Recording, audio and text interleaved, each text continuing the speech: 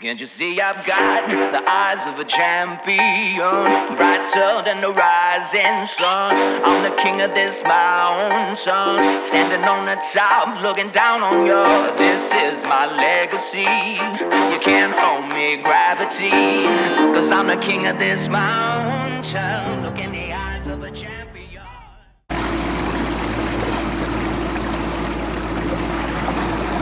What are you looking for? Just looking for some rock. There's like two different types of rock out here. Some like real flat rock, and then that kind of chunky rock. And it seems like pre-spawn, and like after your first wave of spawners, they like that flat rock. And I mean, there'll still be a couple up there, I'm sure, but they really like that more chunky stuff that they can hide in, that the crayfish get in, and gobies and stuff. So it's kind of what I'm looking for, that all chunky, broken up, you know, boulders about that big.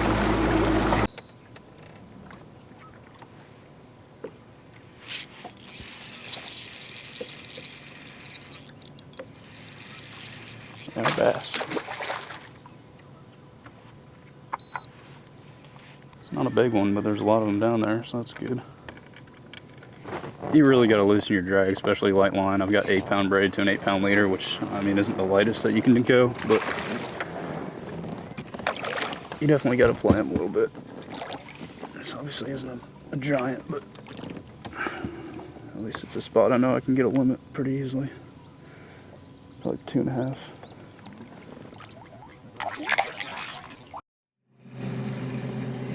Baby, he looked big on scope.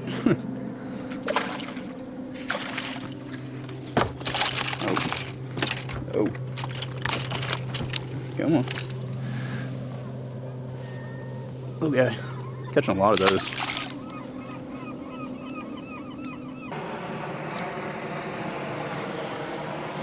Broke me off. Dang it. It's so annoying, especially on a drop shot.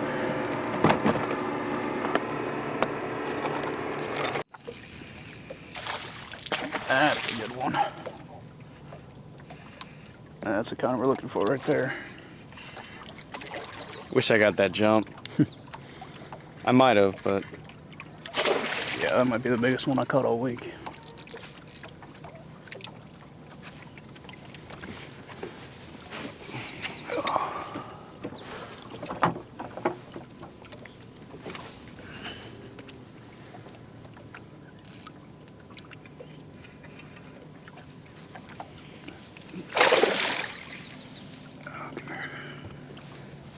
Come on. Give up.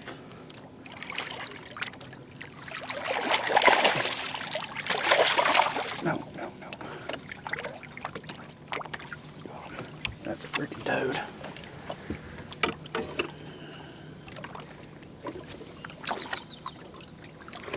I'm gonna put him on the scale real quick. 527.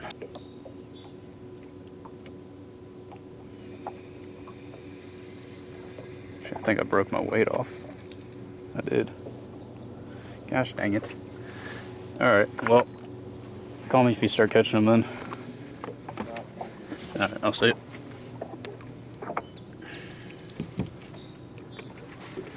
Is that lucky rock? Put it in my boat last night. what's the story behind the lucky rock? Tom Bigby, I was having a terrible practice, like catching one keeper a day, and Dylan's grandpa threw that lucky rock in my boat, or no, it was a lucky nickel or something that time. Threw it in my boat, and ended up in 9th place after day 1, and then it wasn't so lucky come the second day because I only weighed in 1 fish. We had a kid in our neighborhood growing up. He was selling bags of dirt on the side of the road. All right, so let's give the Theo Vaughn version of that story. So I had this kid, you know, he sold dirt, straight up dirt, and I'm not talking good dirt. I'm talking regular old yard dirt. Grandma's backyard. take a shovel and fill some bags up. The kind of dirt that has just some dog doo-doo in it. Maybe a couple worms. Cigarette butts. No, he popped off. He looked decent. All right, we're leaving. He was ripping it. Yeah. Well, I had my drag loose from that last one. Oh, okay. Well, you made it sound good. Yeah, we're getting out of here.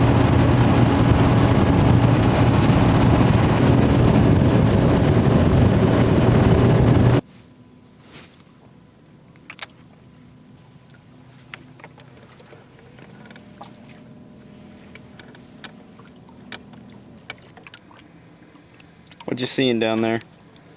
Not a whole lot. There's a lot of rock, a lot of trash fish, probably drum and walleye. I'm kind of going down the side that I figured there wouldn't be any on. I'm gonna hit the other side here in a second.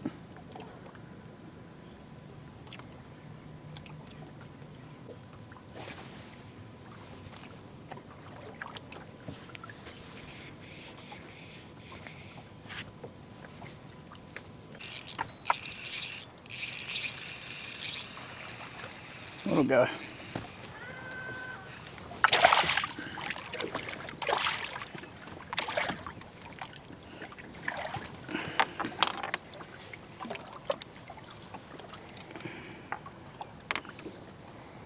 Probably closer to 2 than 2.5.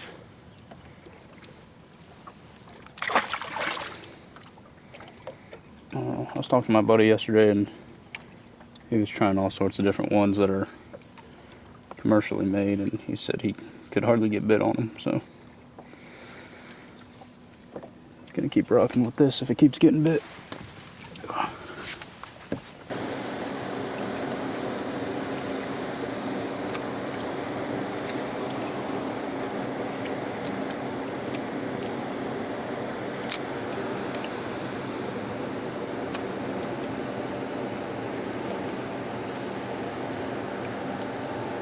Did you catch any more? Backside of where I caught the two big ones. Backside, and they're all like this. Really? So you can get a limit there pretty easily. That'd be like 8 pounds. Yeah.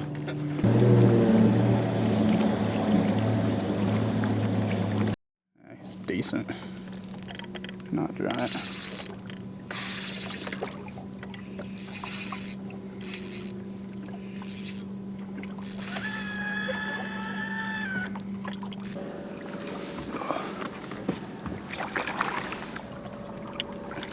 You're done. Come here.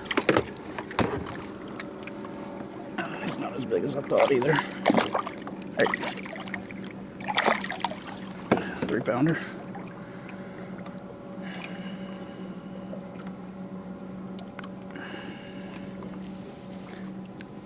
Fat little guy.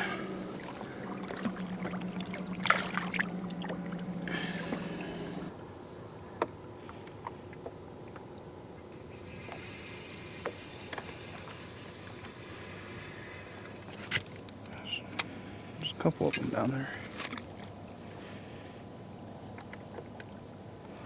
Can you see it in my eyes? I'm alive. Can't you see I've got the eyes of a champion? Right through the rising sun. I'm the king of this mountain, standing on the top, looking down on you. This is my legacy. You can't hold me, gravity, 'cause I'm the king of this mountain. Look in the eyes of a champion. I moved mountains, then I made it to the top. The reason that I give it all I got. Give them something to talk about a lot. Move with power so you never be forgot. I'm the livest alive, you see it in my eyes. I got a hunger for more, a great appetite. Never settle for less, always set the price. You never outwork me, this ain't overnight. This is overload, apply pressure, never fold. Every day in my zone, never break the code. But a relentless pursuit of greatness. Don't quit when you tired, keep going till you make it.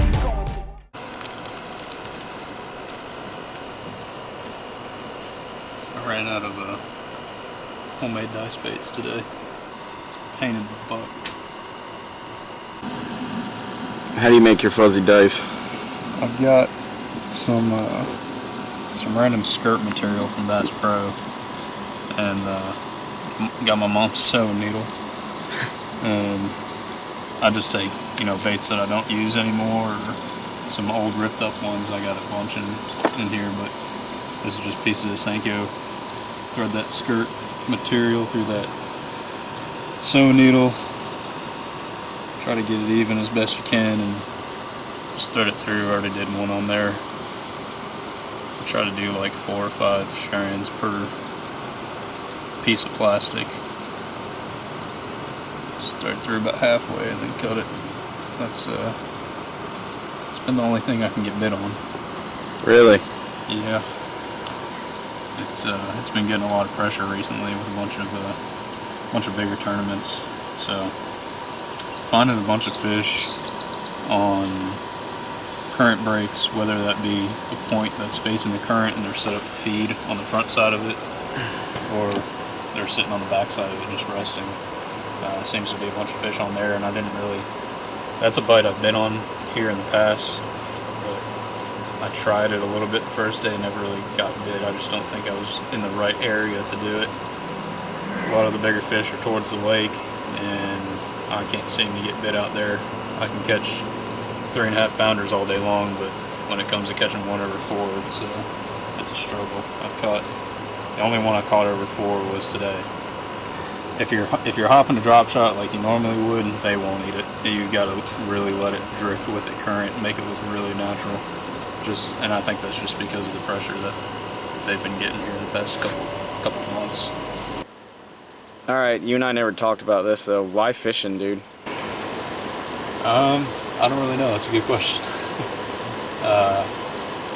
My dad was really the one that got me started in it, and I mean, he grew up in Mystic, Connecticut, so he was all saltwater, and we went up there a couple times a year to visit family, and we'd go saltwater fishing just from the Mystic docks, not like out on the boat or anything. And I guess I just kind of liked it. And when my parents moved down here and had me, obviously we don't have any salt water in Pennsylvania, so I took up bluegill fishing, became a master of bluegill fishing, and then I guess that translated over to bass fishing. And now I don't think I could live without it.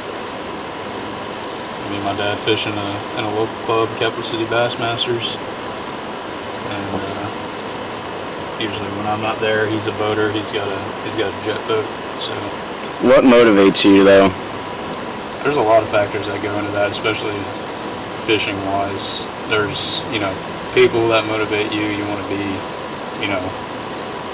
obviously all my family supports me and they want the best for me. And when I was growing up, everyone was saying that I'd be the next KVD, and that's kind of the nickname that I have in my family now. And so that's really cool to have that support from family, and that really motivates me to wake up at 3:30 in the morning and go try to catch a bass for 16 hours and come back, get 4 hours of sleep and do it all over again. and most of the time lose a couple $100 in the process, but I don't know why I do it, but I love it. Apparently I just love losing money, because it's really easy to lose money in the sport, but when you can do good and you can compete against some of the best and you can make some of that money back, it's one of the most rewarding feelings that you could ever have.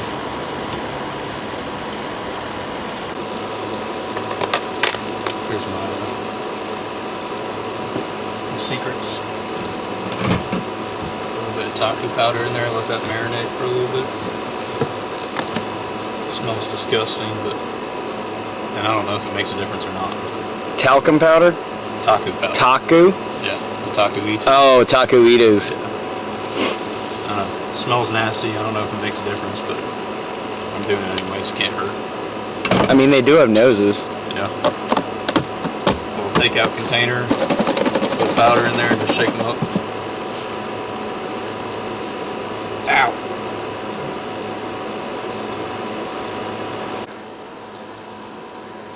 What separates the guys that are consistently winning versus the guys that don't? There's a lot of things. I mean, experience is one thing, but if you get down to the nitty-gritty of it, it's being able to stay mentally strong, because this is a sport that will humble you very quickly. When you fish till the last minute, you don't have a fish, you can bang out a good limit in the last 20 minutes of a tournament. I've done that plenty of times before. So it's really just being able to stay in it mentally, and even if you don't have a good tournament, being able to stay positive and just roll on to the next one. Like Chesapeake, for example. Last week, I finished 144th, and there was only 150 something guys. And that's pretty much my home lake. I only live an hour and a half from there. And yeah, I was disappointed because I know I could have done better, but it was over. You know, there's not much you can do. You just got to get on to the next one. I've been trying not to think about it too much, because it's a new week, it's a new tournament, completely different body of water, different style of fishing. And so that's what I think you really just have to be strong in the head in order to succeed in this sport.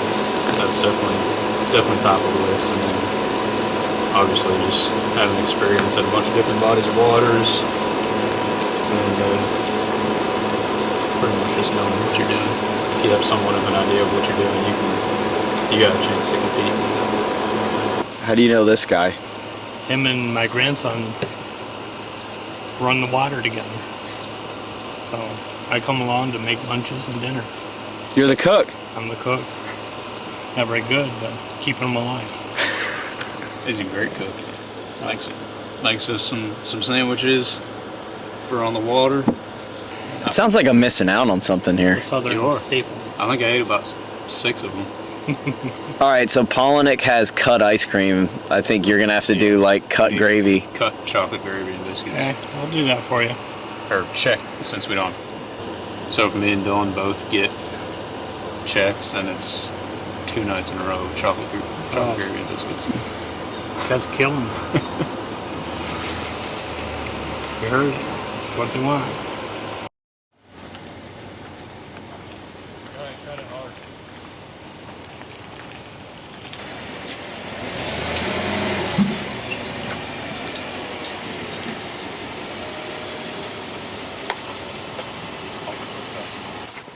So you think you're gonna get him? I'm gonna run all of them. Or, like, you talking for tomorrow? Yeah. Yeah, I'm starting to. I'm gonna launch in the same launch, and I'm gonna stay up there all day. So, Oh, you're gonna stay towards the lake all day. yeah. I need like 2 more spots up there to run that for. You're not gonna mess around towards Waddington at all. If I run on stuff to fish. So you're not gonna go there anymore. No, I'm not starting anymore. I don't know. I went past the narrows and I didn't like what I saw. That's what, like, I didn't spear one, but my carpet is soaked because I was spot locked for a while, facing the waves, Yeah. and I just kept taking them over the front every time a Yeah, pontoon would me cross too. 50 feet in front of me. See, and then someone was in a Phoenix right next to me, and he was taking them just fine. So I don't know what that was all about. Phoenix are nice riding boats. Is it this Garmin? Something breaks every day. Yeah. Oh yeah. I just had to freaking get my dash mount welded because it broke at Chesapeake. I had one of my freaking Helix 12s fell into my lap as I was running back to the ramp. So I took it to one of my buddies. He welded it back on, put an extra support there. See, but you're catching consistent like 3 3/4, 3 3/4. I can't Well, catch I had- consistent I ones. had that 4 1/4 and just a bunch of 3 1/2s and 3 3/4. But that adds up. You catch one good one. I can't have 18 pounds both days though. I need 21. I'm hoping if I get to that spot first, that I had that 6.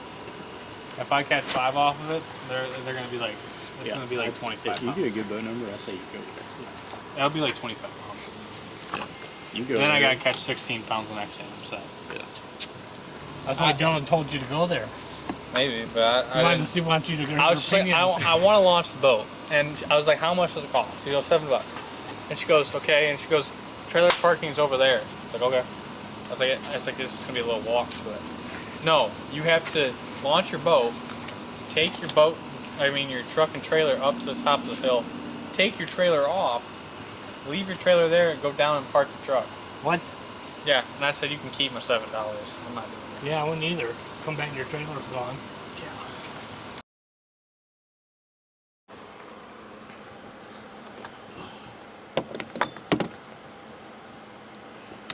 So you're the type of guy with all the reels facing the same way on the deck, huh? Yeah. Self-diagnosed myself with mild OCD. And I mean, I've got two of the same rods on this side and I have two of the same rods on this side facing the same way, and just helps you stay focused and organized, and you don't have to worry about a pile of rods and untangling them every time you want to use one. So what was wrong with the boat? I had and don't get me wrong, I love my Triton and I've had no problems with it, but I had in my live well, my pump out pump was, the hose cracked off the actual pump, and so we had to get in there, take that fitting off and replace it. But the pumps that I have, because it's such an old boat, are discontinued, so I had to get a brand new pump from the Bass Pro Shops trailer. Big shout out to those guys, and helped me put in a new pump, and I was out of there in an hour and a half, so everything's working all right.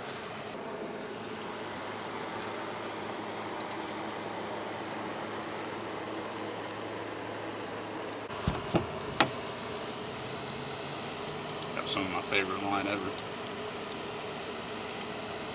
Those are a T7. I'm going 8 pound.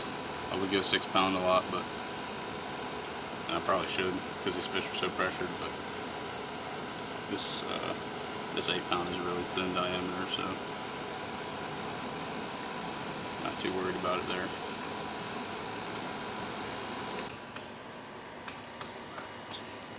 So you helped design this bait a little bit, huh?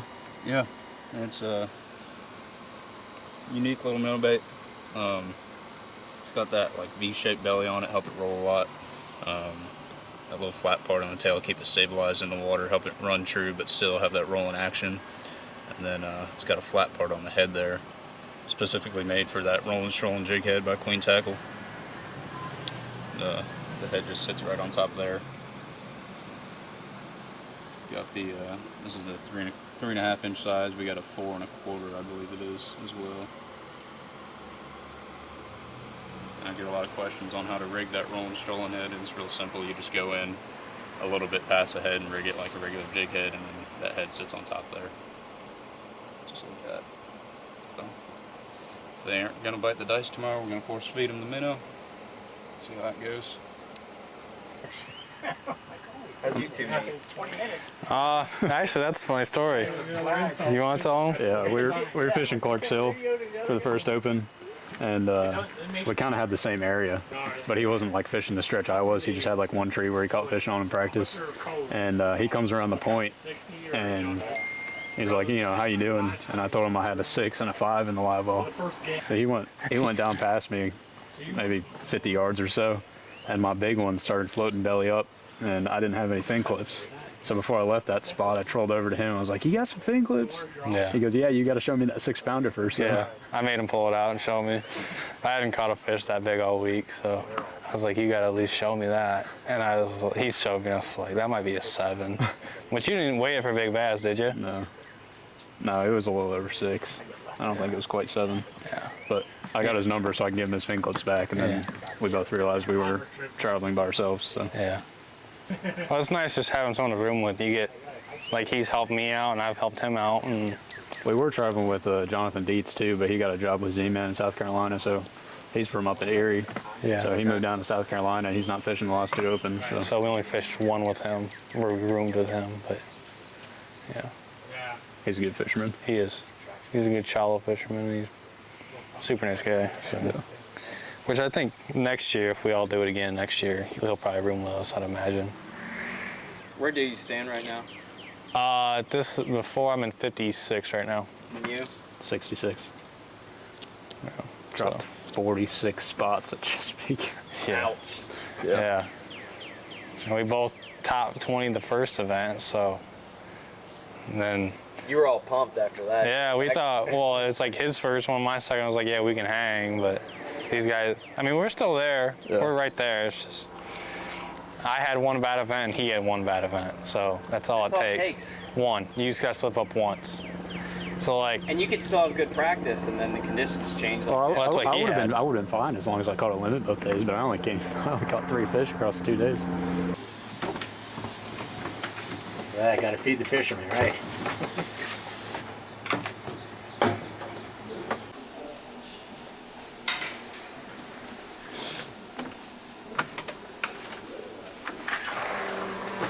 Trying to lock me out.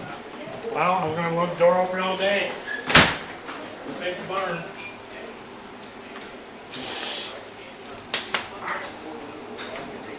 Wait. Ready? Alright, so I don't know, is this the smallest one, you think? It's Standing on Good the for top, technical. looking down on you. This is my legacy. You can't hold me, gravity. Cause I'm the king of this mountain. Look in the eyes of a champion.